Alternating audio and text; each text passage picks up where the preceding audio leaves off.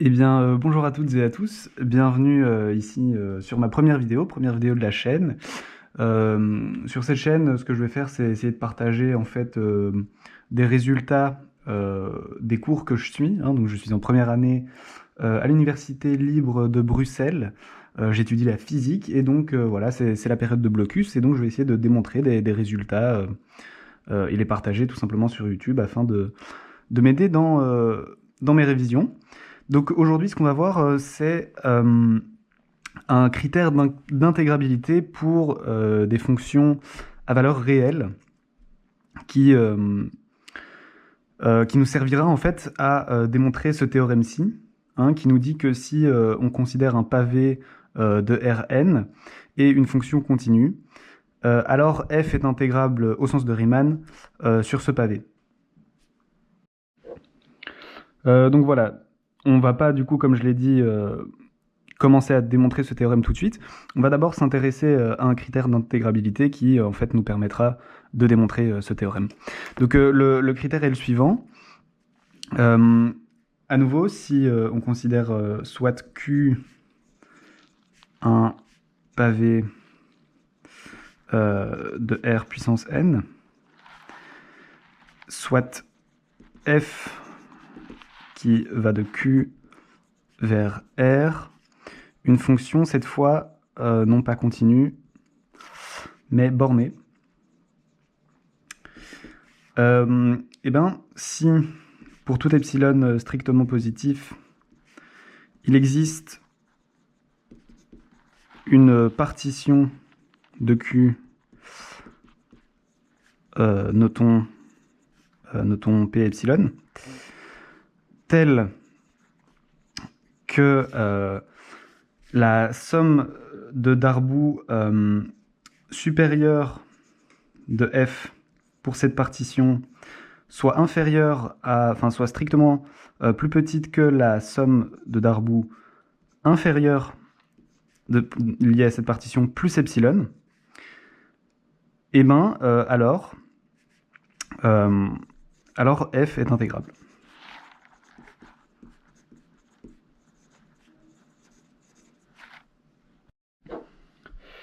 Et donc voilà, pour rappel, donc, un pavé de R puissance n, c'est un ensemble Q qui est en fait le produit d'intervalles fermés.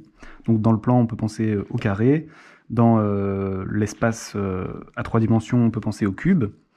Et donc les sommes de Darboux supérieures et inférieures, ce sont ces choses-ci. Donc pour une certaine partition P, c'est la somme sur I de la valeur maximale que prend f sur cette partition, fois le volume de l'ensemble élémentaire induit par la partition. Donc, quand en fait on était juste dans la droite des réels, on avait ceci.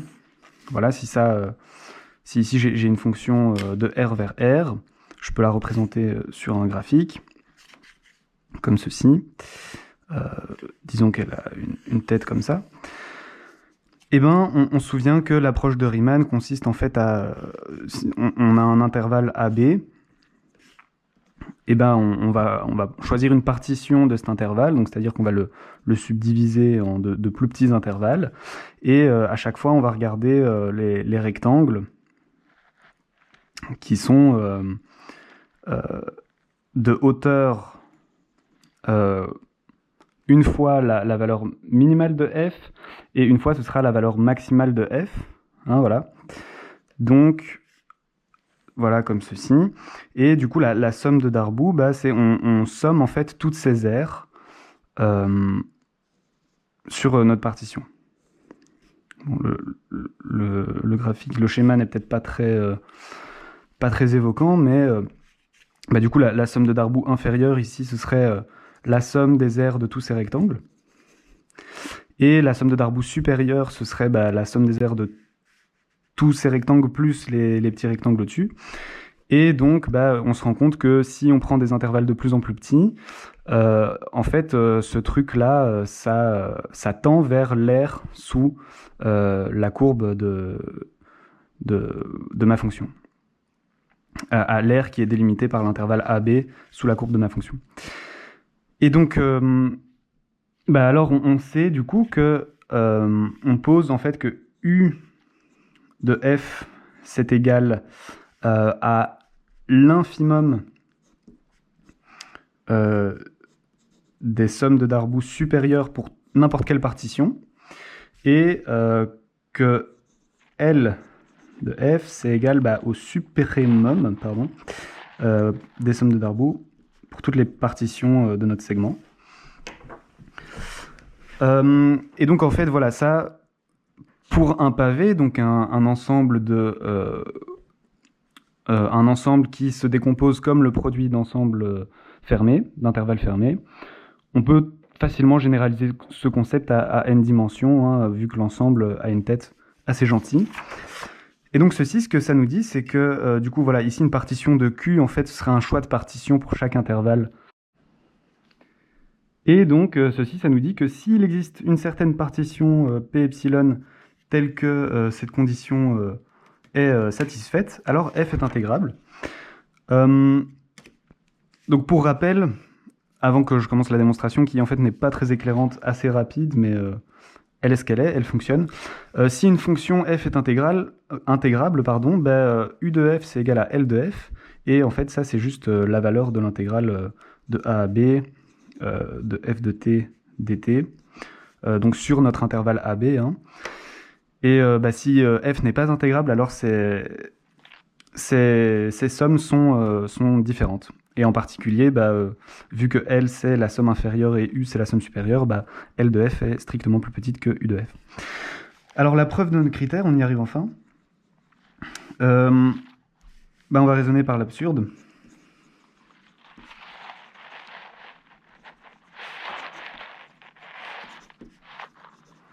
On va supposer que f n'est pas intégrable.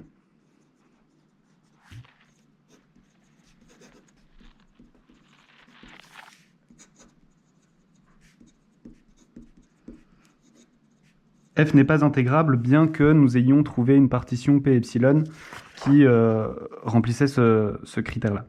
C'est ce qu'on suppose. Ok, on y va. Alors, vu qu'elle n'est pas intégrable, comme je viens de le rappeler, en fait, L de f est strictement inférieur à U de f. Maintenant, définissons notre epsilon, et on va dire que epsilon est égal à U de f moins L de f. Hein, ceci est strictement positif, on le voit juste là. Et maintenant, par les propriétés des sommes de Darboux, on sait que... on sait en général, vu que U de f, c'est l'infimum des sommes de Darboux pour n'importe quelle partition, on a que U de f est plus petit ou égal à U de f P epsilon. Alors, j'ai pas défini ici ce qu'était P epsilon, mais bien sûr, c'est la partition associée à notre choix de epsilon. Et U de f P epsilon, par notre hypothèse, c'est strictement plus petit que L de f P epsilon plus epsilon. Et ce truc-là, c'est plus petit ou égal à L de f plus epsilon.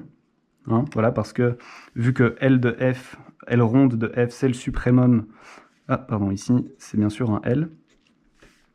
Vu que L ronde de f, c'est le suprémum pour les sommes de Darboux inférieures sur toutes les partitions, cette inégalité ici est vérifiée. Ah oui, mais par la définition de notre epsilon, en fait, ceci, c'est juste égal à U de f, U ronde de f. Et donc là, clairement, voilà, on a une contradiction, hein, on a que U de f est plus petit strictement que lui-même, et ceci n'est pas possible, donc en fait notre hypothèse était fausse.